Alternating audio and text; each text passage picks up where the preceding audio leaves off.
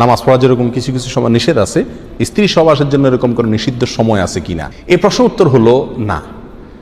দুটি সময় নির্দিষ্ট করে বলা যায় যে এই সময়গুলোতে সহবাস করা জায়েজ নেই, হারাম। তার একটা হলো মাসিক যখন হয় তখন, এবং সন্তান হওয়ার পরে যে রক্ত যতদিন থাকে ততদিন, নেফাস হয় যতদিন, সেটা সে সময়। আরেকটা হলো যে ফরজ রোজা যদি রাখা হয় রমজান মাসে, তাহলে ওই রোজা অবস্থাতে।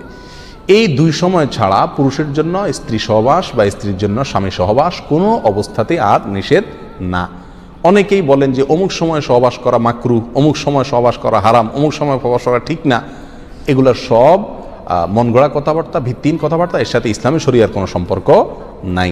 অনেক চটি বই টই বাজারে পাওয়া যায়, অনেক সময় সমস্ত বই পুস্তকে লেখা থাকে যে এই সময় সহবাস করলে এই বাচ্চা এরকম হয়, এই সমস্যা হয়, ওই অসুবিধা হয়, এই সময় সহবাস করা ঠিক না। এগুলো সবগুলা ভুয়া এবং ভিত্তিহীন কথাবার্তা। চিকিৎসা বিজ্ঞানীদের যদি কোনো পরামর্শ থাকে ভরা পেটে করা ঠিক না বা অমুক তমুক, এরকম যদি কোনো থিওরিক্যাল কথা কোনো ডাক্তার, কোনো বিশ্বস্ত কোনো মানুষ বলে থাকেন, তাহলে সেক্ষেত্রে সেটাকে আপনি আমলে নিতে পারেন। কিন্তু ইসলামী শরিয়ার পক্ষ থেকে আপনার জন্য কোনো সময় সহবাস করা নিষেধ নয়, মাকরুহ নয়। আবার কোনো সময় সহবাস করলে বেশি উত্তম হবে, ভালো হবে, সন্তান ভালো আসবে বা ভালো কোনো ফল আসবে, এরকম কোনো জিনিসও ইসলামী শরিয়াতে নাই। এটা সম্পূর্ণ যার যার অভিরুচির উপর নির্ভরশীল, যার যার অভিরুচি অনুযায়ী যে কোনো সময় সহবাস করতে পারে।